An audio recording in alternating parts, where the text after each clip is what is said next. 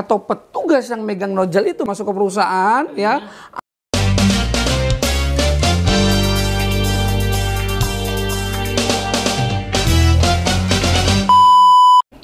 Assalamualaikum warahmatullahi wabarakatuh. Kembali lagi di channel Cipta Safety, yang mana di channel ini kita akan membahas tentang dunia K3.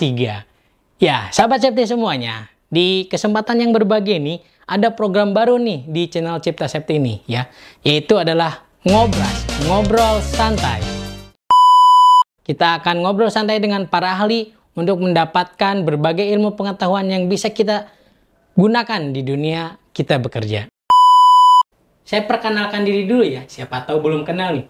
Nama saya Ananda Ojan, bisa dipanggil Bang Ojan, Kang Ojan, ataupun siapa aja. Dan saya nggak sendirian di sini, sahabat safety semuanya. Di sini saya dibarengi oleh ahli kebakaran. Sudah hadir bersama kita, ini dia, Pak Rusli. Selamat datang Pak Rusli di Ngobras, ngobrol santai bareng ahli. Siap. Bagaimana kabarnya Pak Rusli? Alhamdulillah, luar biasa. Alhamdulillah. Sehat, Pak Rusli ya? aman, terkendali. Sudah sarapan Pak Rusli? Sudah. Oh, sekarang jam makan siang ya? Sudah ngopi, sudah sarapan, semuanya sudah aman, terkendali. Iya, alhamdulillah ya. Siap. Jadi Pak Rusli ini merupakan seorang ahli kebakaran yang sudah berlisensi. Tapi selama ini pernah megang api Pak? Oh, sering lah. Oh, sering. Iya. Ya, pada saat kita memberikan awareness ya kepada kepada pekerja ketika kita memberikan pembinaan, ya. Nah, sedikitnya kita megang api lah, begitu Kang Ojan. Jadi kalau dibilang udah pernah megang api, pastinya udah pernah. Iya. Begitu.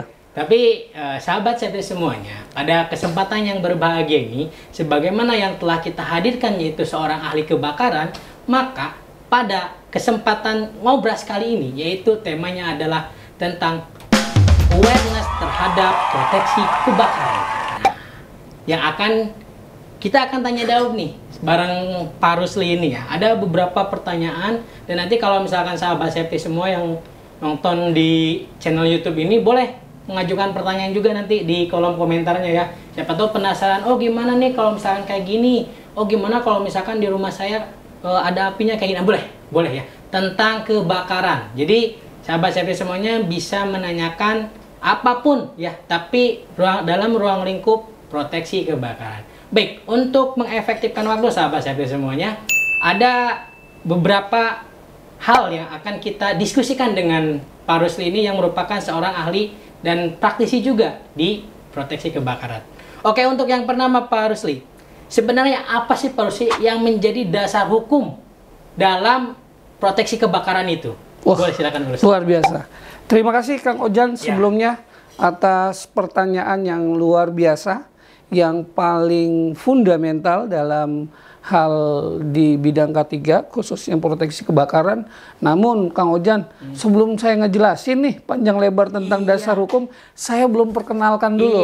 Saya perkenalkan dulu ya Kang Ojan ya. Enggak. Jadi nama saya Rusli. Alhamdulillah kebetulan hadir di, terima kasih Kang Ojan dan tim nih sudah mengundang saya untuk bisa memberikan sedikit awareness tentang proteksi kebakaran yang mudah-mudahan nanti bermanfaat. Amin. Perkenalkan nih, nama saya Rusli Kang Ojan. Iya. Jadi kalau dipanggil bisa Kang Rusli atau Bang Rusli atau Pak Rusli, terserah. Yang penting enak dan nyaman. Wah, boleh wah. Kalau wah kayaknya terlalu ketuaan Kang Ojan. Iya, jadi ya Kang Rusli aja. Siap, karena kita ada di domisili Jawa Barat, mungkin Kang Rusli atau Bang Rusli bisa aja gitu. Jadi saya betul apa yang disampaikan oleh Kang Ojan, bahwasannya sertifikasi saya sudah ahli K3 kebakaran, ya, berlisensi Kemenaker, Kementerian Tenaga Kerja, yang alhamdulillah dari sudah cukup lama juga Kang Ojan dari pelatihan itu ya. Jadi ya alhamdulillah lah bisa memberikan sudah buana lah ya. Alhamdulillah ya, sudah keluar masuk pabrik ya, baik itu menjadi seorang HSE maupun juga praktisi, dan terakhir saat ini saya bekerja dalam sebuah perusahaan jasa K3 gitu ya. Nanti kita sharing-sharing lah ya terkait pengalaman dan lain sebagainya. Jadi pertanyaannya luar biasa, bagus sekali terkait dasar hukum tentang proteksi kebakaran, ya. Nah, yang menjadi dasar hukum tentang proteksi kebakaran ini, ya, yang pertama pastinya yaitu Undang-Undang Keselamatan Kerja, yaitu Undang-Undang Nomor 1 Tahun 1970, di mana di situ ada kewajiban, ya, ada kewajiban pengusaha atau pengurus, ya, dalam hal ini yang mempunyai perusahaan, ya, untuk memberikan jaminan keselamatan, ya, jaminan keselamatan dan kesehatan kerja yang nantinya akan bertujuan untuk meningkatkan produktivitas pastinya Bang Ojan. Jadi akan meningkatkan apa tuh? Profit, ya.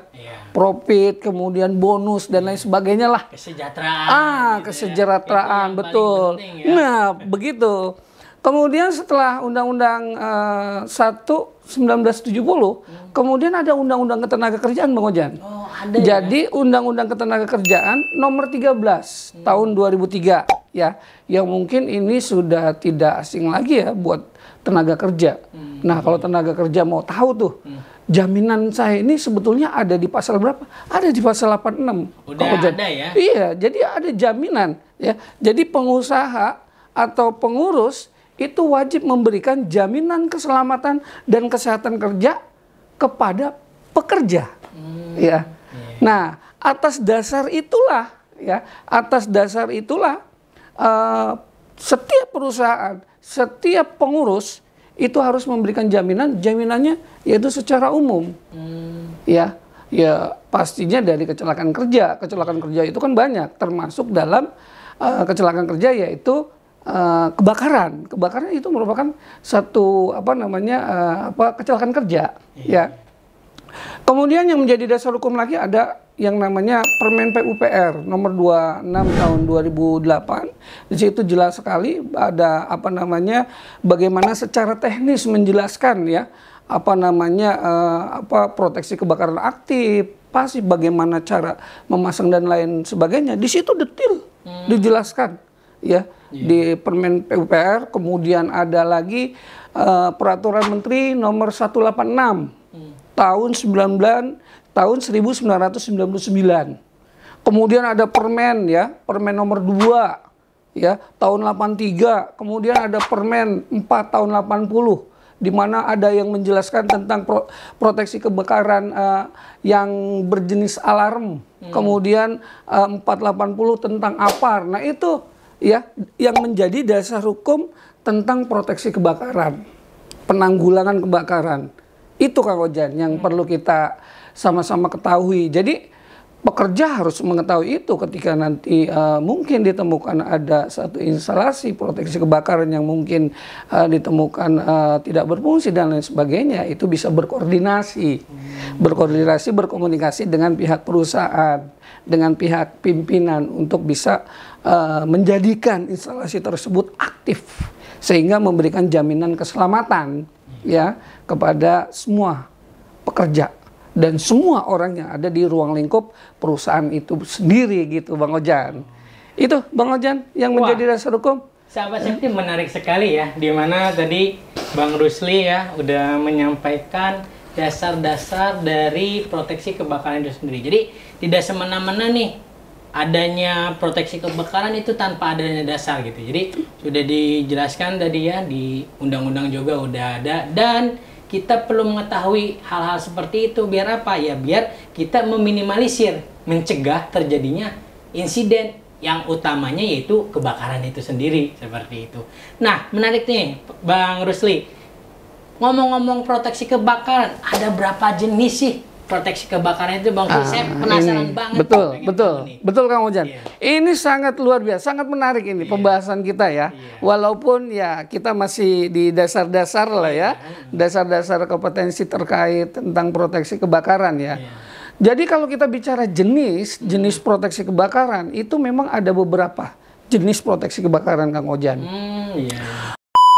Di perusahaan itu ada yang namanya instalasi hidran, ya, yang biasa ngeluarin air Kang Ojan tuh, yang kalau misalnya kita, kalau kita masuk ke perusahaan, ya, ada pilar atau ada pipa-pipa yang di sisi-sisi perusahaan itu, nah itu namanya instalasi hidran, Kang Ojan. Yang warna merah itu bukan? Merah, betul. Biasanya ada beberapa titik ya dipasang pilar hidran, yaitu berfungsi untuk menanggulangi ketika terjadinya kebakaran, ya. Jadi si petugas penanggulangan kebakaran itu ya mengambil air dan selang segala macamnya itu dari pilar-pilar itu. Kemudian ada juga jenis proteksi kebakaran yang alarm otomatis, Kang Ojan. Nah ini untuk mendeteksi, Kang Ojan. Jadi ketika misalnya di perusahaan itu terjadi hal yang berpotensi menimbulkan kebakaran besar. Nah, kalau kebakaran besar itu kan disebabkan karena biasanya ya ada kebakaran kecil dulu ya, Kang Ojan ya. Ada kebakaran kecil kemudian menimbulkan asap ya. Nah, ketika ada pemicu atau ada kebakaran kecil yang terjadi di suatu tempat, maka alarm otomatis, proteksi alarm otomatis inilah yang mendeteksi ya, yang mendeteksi atau memberikan sinyal pada orang-orang di sekitar atau orang-orang yang ada di situ bahwa terjadi kebakaran di area tertentu. Nah, itu fungsinya dari alarm otomatis, jenis proteksi kebakaran ya. Ada juga yang disebut dengan ada sprinkler. Nah, kalau Kang Ojan misalnya ke gedung-gedung tuh ya, gedung-gedung tinggi, kemudian ada di basement, mungkin Kang Ojan ngeliat ke atas tuh.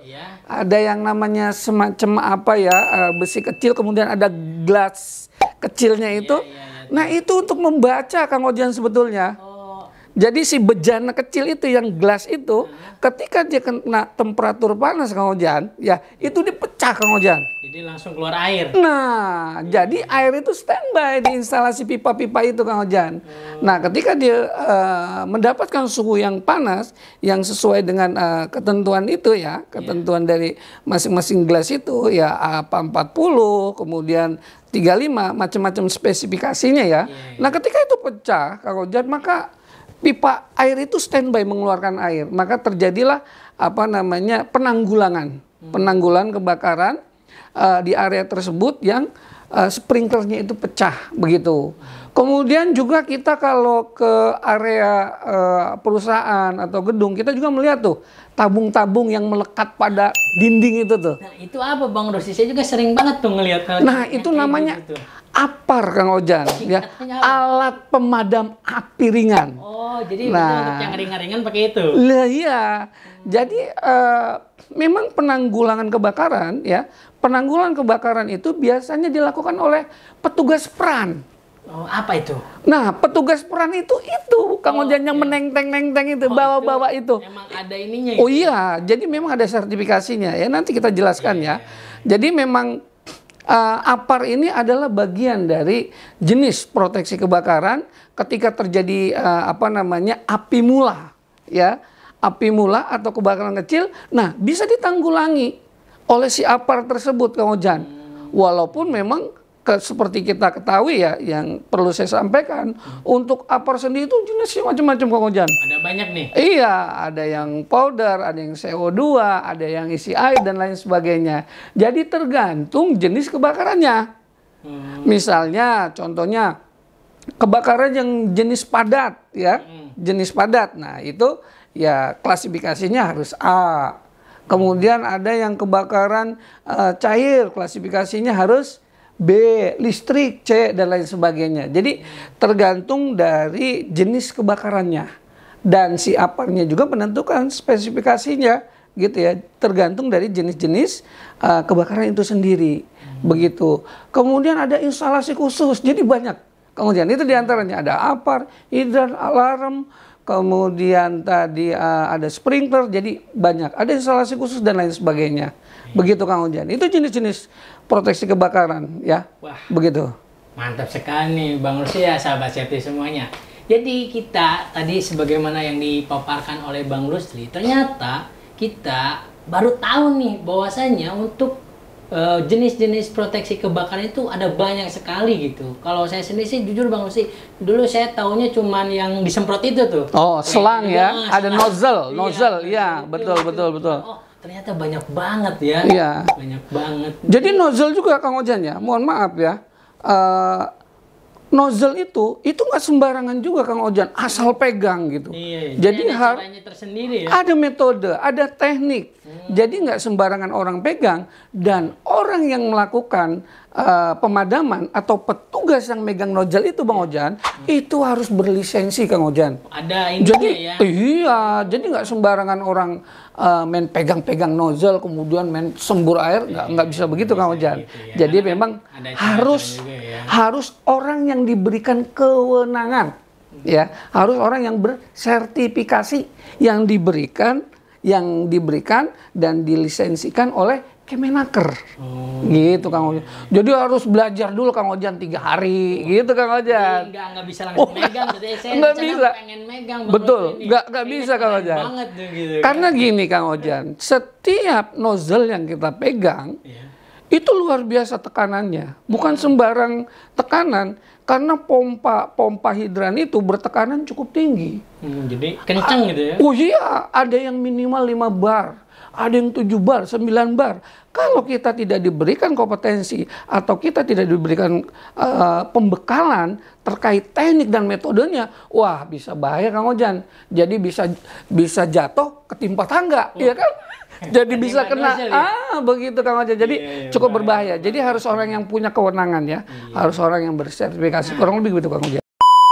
Sahabat safety ya, jadi kita tidak bisa sembarangan nih kalau misalkan ada nozzle tuh ya yang untuk megang itu, yang keluar air itu ya, nggak bisa sembarangan nih, harus orang-orang tertentu yang berlisensi, sudah bersertifikat seperti itu, dan itu juga 3 hari berarti ya. Iya, jadi nih. Ya, jadi tergantung Kang Ojan. Jadi memang klasifikasinya itu macam-macam ya. Tergantung kelasnya itu dia harus menempuh berapa jumlah jam. Kayak misalnya AK3U harus 120 jam. Nah, itu tergantung dari ketentuannya. Ya minimal 3 hari. Begitu Kang Ojan. Seperti itu ya sahabat safety ya. Jadi kalau misalkan sahabat safety semuanya nih yang nonton video ini pengen nih, berarti harus belajar ya, ada tempatnya ya. Betul. Nah seperti itu. Tapi ngomong-ngomong nih ya Bang Rusli ya, saya penasaran banget nih. Di akhir-akhir ini saya melihat di media sosial, di TV gitu ya. Terus juga saya baca surat kabar juga tuh, kok banyak gitu ya. Ya nggak banyak sih, ada beberapa pabrik, terus perusahaan-perusahaan tuh terjadi insiden kebakaran Bang Rusli.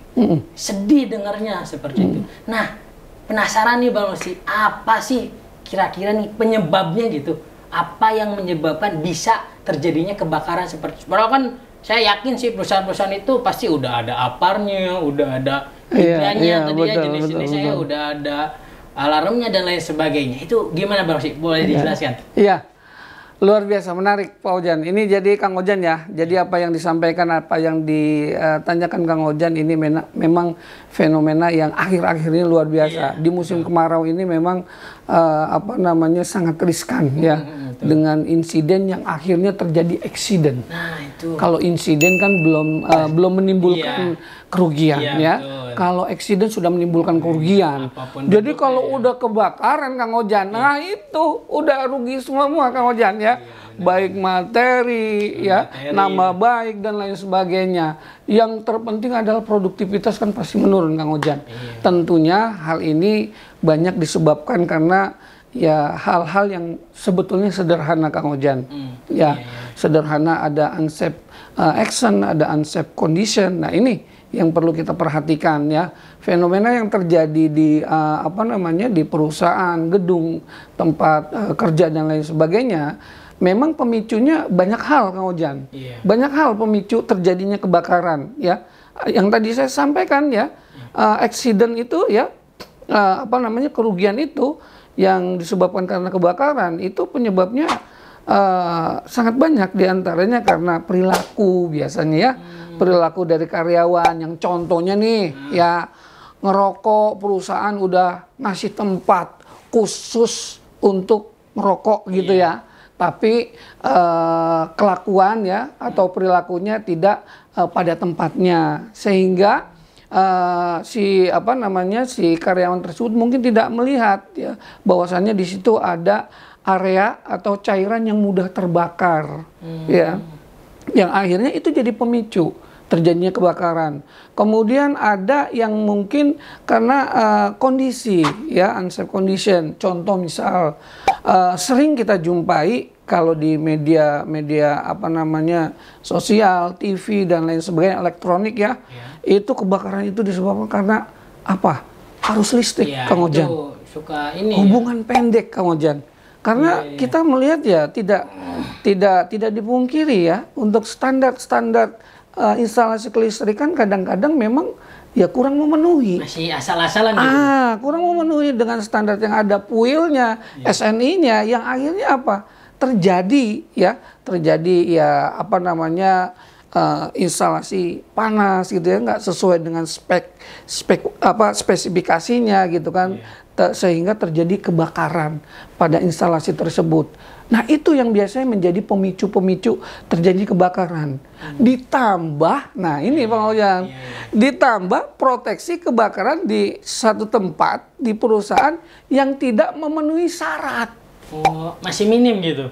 Iya, bisa minim atau bisa dikatakan tidak layak. Ya, apakah mungkin tidak dilakukan apa namanya pemeriksaan rutin ya, baik triwulan atau per 6 bulan, apalagi per tahun. Yang memang sudah diamanatkan secara peraturan menteri ya, bahwa 1 tahun sekali itu harus dilakukan pemeriksaan dan pengujian. Ya, jadi kalau kita melihat permen tuh, permen PUPR, itu ada keterangan Kang Ojan. Ada keterangan bahwasanya harus dilakukan monitoring, harus dilakukan pemeriksaan per 6 bulan atau minimal per 1 tahun sekali sebagai jaring pengaman Kang Ojan, bahwa proteksi itu benar aktif atau enggak gitu. Jadi dipastikan gitu. Iya Kang Ojan. Jadi ketika proteksi itu tidak layak atau tidak aktif pada saat terjadinya api kecil, nah ini kan yang jadi apa namanya, yang jadi semua menjadi besar, begitu. Gitu. Jadi ketika ada api kecil kemudian proteksi kebakaran itu layak atau aktif, maka itu akan membaca dan ini akan diminimalisir oleh alat tersebut. Nah, ini kan pertanyaannya, apakah proteksi kebakaran itu semua berjalan dengan baik dan benar atau enggak? Nah, itu ketika itu semua instalasi kebakarannya, proteksi aktif dan pasif itu bekerja dengan baik, aktif, layak, maka ini akan meminimalisir semua, Kang Ojan. Akan meminimalisir semua. Jadi ya seperti itu Kang Ojan kondisinya. Gitu. Banyak faktor ya Bang. Banyak faktor gitu, banyak faktor. Selain human error gitu ya, begitu. Juga ketersediaan atau keterlengkapan atau misalkan minimnya proteksi kebakaran di perusahaan itu gitu ya. Jadi terus tadi yang listrik juga itu ngaruh berarti ya. Betul. Jadi begini Kang Ojan, kalau kita bicara apa namanya kebakaran atau kecelakaan kerja, itu kan bom waktu Kang Ojan. Itu bom waktu. Kita nggak tahu kapan terjadinya apa namanya kecelakaan kerja. Terutama kebakaran. Nggak ada yang bisa prediksi Kang Ojan. Oleh karena itu memang kalau kita bicara K3 memang ya begitu Kang Ojan. Kos biaya gitu kan. Tapi kalau kita bicara investasi, ini cukup disayangkan ketika investasi itu tidak diiringi dengan langkah preventif ya. Di antaranya dengan memasang atau menggunakan proteksi kebakaran dengan layak, dengan aktif, sehingga semua bisa diminimalisir begitu Kang Ojan. Sahabat safety, luar biasa sekali ya pemaparan dari Bang Rusli ini, sangat amat mudah dipahami oleh kita semua. Jadi ya kita sudah mengetahui faktor-faktor apa saja. Nah ini juga ya sahabat safety semuanya, jangan sampai nih ya, ini mah analogi sederhananya mungkin kayak gini ya Bang Rusli ya. Dimana? Kita punya motor nih, tapi nggak pernah ganti oli gitu. Waduh, bahaya. Padahal ganti oli paling berapa lah, 100.000 ya Bang Rusli ya, 100.000 lah, atau sama servis ya. Betul. 100-200.000 lah. Kalau misalkan nggak pernah dilakukan itu rutin, bisa jadi turun mesin ya nggak Bang? Betul. Kalau turun mesin berapa? Berlipat-lipat. Iya. Itu ya, mungkin analoginya seperti itu ya Bang Rusli ya. Jangan sampai gitu ya, kita hemat untuk ganti oli dan juga servis, tapi kita malah mengeluarkan uang yang lebih gede. Betul. Sehingga kita jadi rugi gitu kan, rugi waktu, rugi biaya dan sebagainya. Iya, kalau misalkan cuman cuman turun mesin, kalau kecelakaan, kan jangan sampai ya sahabat CP semuanya. Nah, ini ada lagi nih Bang Rusli, menarik sekali ya obrolan kita di kesempatan yang berbahagia ini sahabat CP semuanya.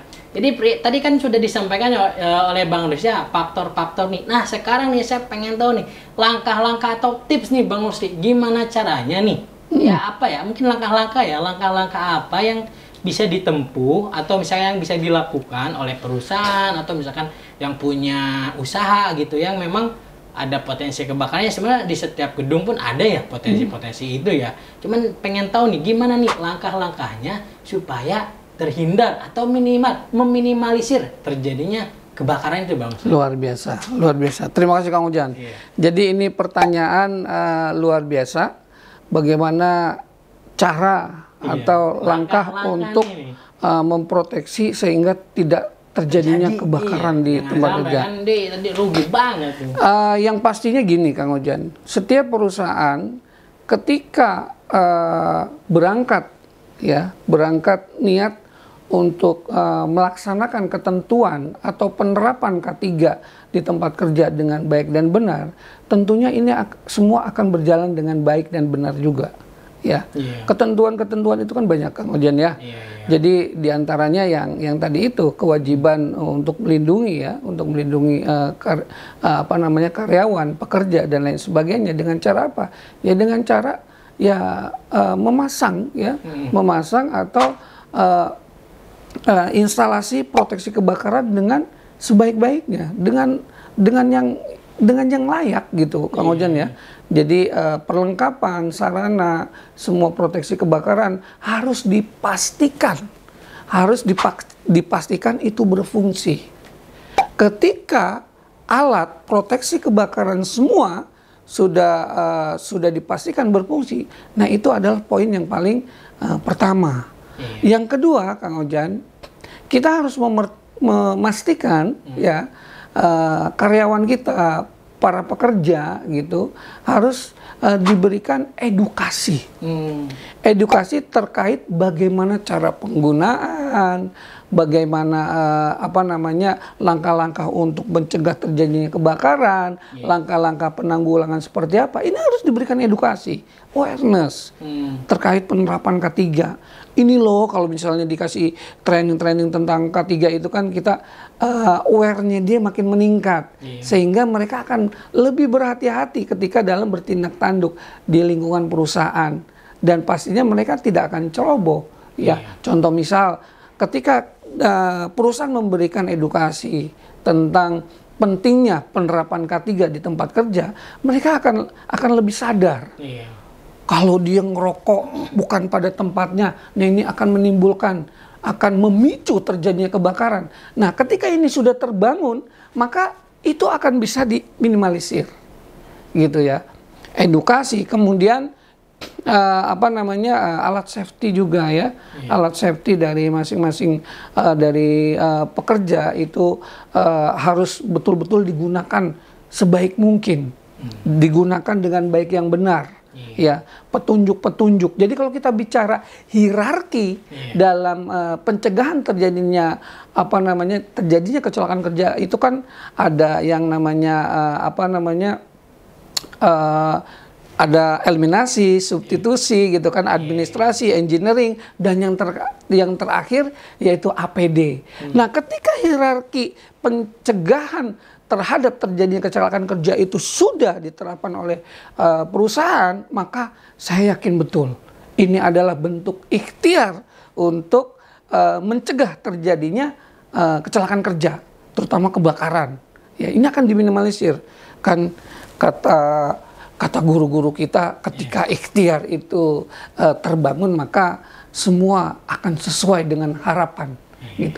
Walaupun tidak sampai langit, ya minimal di awan. Begitu, Kang Ojan. Kurang lebihnya seperti itu.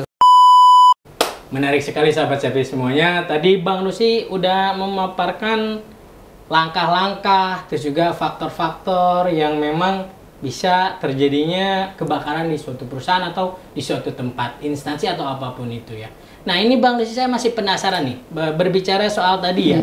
Kan ketika terjadi kebakaran itu kan berarti kita bisa mengoptimalkan sumber daya alat-alat yang ada di perusahaan tempat kita kerja, atau di ya. tempat kerja itu sendiri. Nah, sebagaimana yang Bang Rusli sampaikan tadi, kan nggak semua orang nih, nggak semua orang bisa megang nozzle, bisa megang apar. Nah, itu berarti ada kompetensinya, Bang Betul, Rusli ya? betul, Nah, betul. Saya penasaran nih, gimana nih Bang Rusli kalau misalkan berbicara atau ngobrol tentang kompetensi itu sendiri di proteksi kebakaran? Iya. Terima kasih Kang Ojan. Ini luar biasa pertanyaannya, cukup menarik ya. Jadi untuk masukan dari ke perusahaan dan juga semua pekerja dan semua yang terlibat dalam hal penanggulangan kebakaran.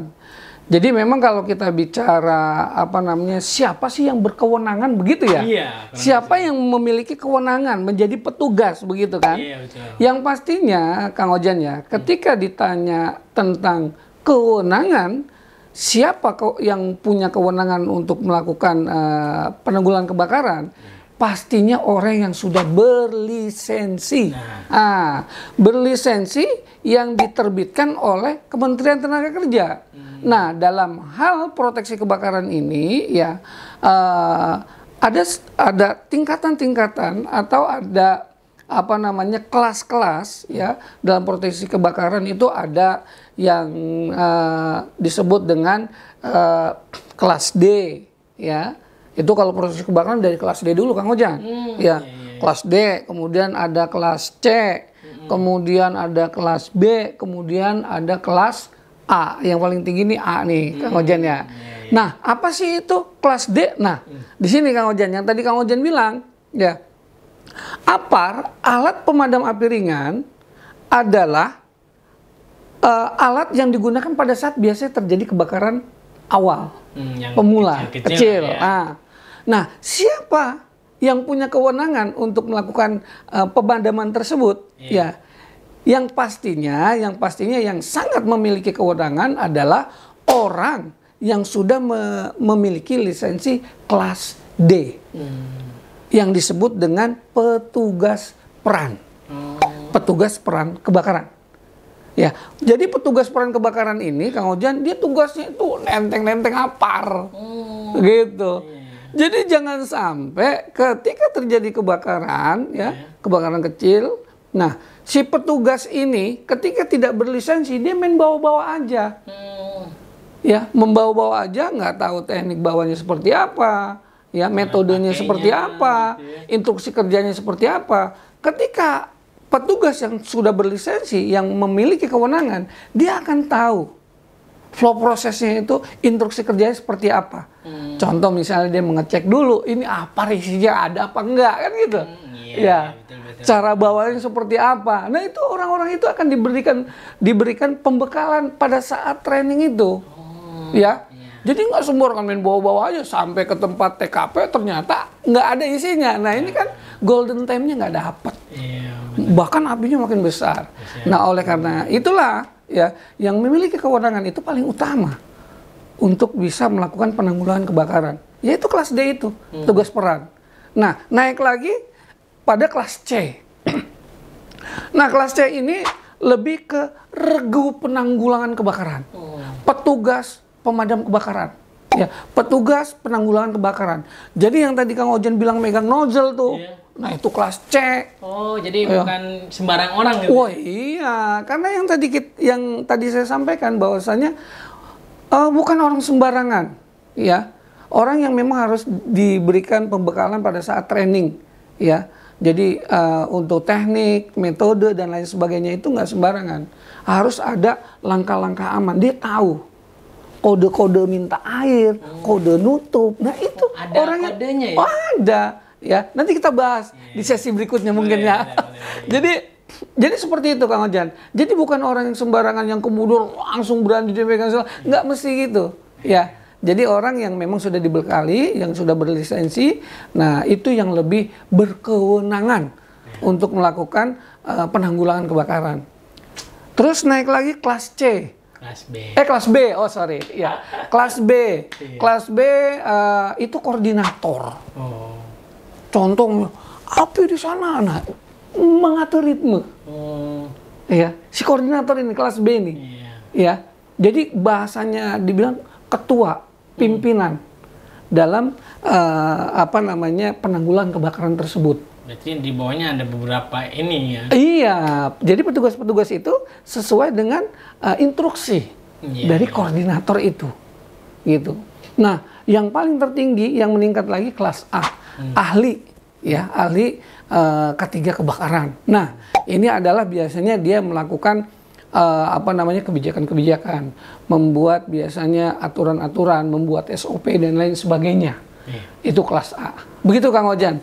Jadi untuk tingkatan-tingkatan kelas yang ada di kebakaran ya, yang ada di bidang kebakaran, proteksi kebakaran. Begitu Kang Ojan.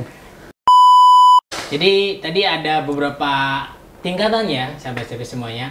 Bahwasanya ada kelas D, ada kelas C, ada kelas B dan kelas A. Biasanya kan A duluan nih, sekarang D duluan nih. Iya. Tapi dan itu kemungkinan untuk pembelajarannya beda-beda ya. Oh beda. Untuk anggaran yang dikeluarkan. Semakin dia ke atas, maka jam dalam dia belajar itu semakin panjang. Kurikulumnya semakin kurikulum dan silabusnya jam belajarnya itu kan semakin banyak, panjang. Iya, gitu. Begitu. Banyak sekali yang bisa kita dapat ya, mulai dari bagaimana proteksi kebakaran itu ada dalam undang-undang, ada dasarnya, terus juga bagaimana orang-orang atau ternyata nggak siapa aja nih nggak bisa megang alat-alat yang memang proteksi kebakaran seperti itu, ada kompetensinya. Tadi juga Bang Rusli menyampaikan, sahabat safety, langkah-langkahnya, terus juga bagaimana apa saja nih faktor-faktornya yang bisa menyebabkan kebakaran itu terjadi di perusahaan atau instansi atau tempat kita bekerja. Nah itu bisa menjadi peringatan gitu ya, atau menjadi kesadaran buat kita semuanya bahwasanya memang penting sekali untuk aware itu gitu, untuk sadar itu. Bang Rusli nih luar biasa nih. Siap. Untuk pemaparannya. Terima kasih. Bisa lah ya Bang Rusli kita ngobrol-ngobrol lagi ya. Ini saya boleh. nih, ada berapa nih? Ada 50 lebih lah. luar biasa. Saya masih penasaran gitu juga. Siap. Memang ini menurut saya penting banget ya, penting banget gitu sahabat safety bagi kita yang memang sebagai pekerja ataupun pengusaha yang punya perusahaan untuk meminimalisir terjadinya resiko-resiko yang terjadi di masa yang akan datang. Begitulah sahabat safety semuanya, kita telah mendengarkan pemaparan yang begitu sangat jelas dari Bang Rusli ya. Terima kasih buat penonton yang sudah menonton di channel YouTube kami. Jangan lupa di subscribe ya channel YouTube CSM dan juga di follow nih. Ada nih di bawah ini di deskripsi, tinggal di follow aja. Ada Instagramnya, ada TikToknya juga, ada Facebooknya juga, LinkedIn juga ada. Ya boleh ya di follow semuanya. Siapa tahu bisa bermanfaat buat sahabat safety semuanya untuk kehidupannya yang lebih baik. Sehingga bisa meminimalisir terjadinya resiko kecelakaan baik itu di kebakaran ataupun yang lainnya. Jadi itu saja ya, semoga bisa bermanfaat. Sekali lagi terima kasih atas segala perhatiannya dan jangan lupa ya, sekali lagi nih, jangan lupa di subscribe ya agar kita bisa berbagi tentang dunia ketiga yang semakin luas dan bisa bermanfaat untuk sahabat safety semuanya. Kemudian Bu Desi, cukup sekian, terima kasih. Wassalamualaikum warahmatullahi wabarakatuh.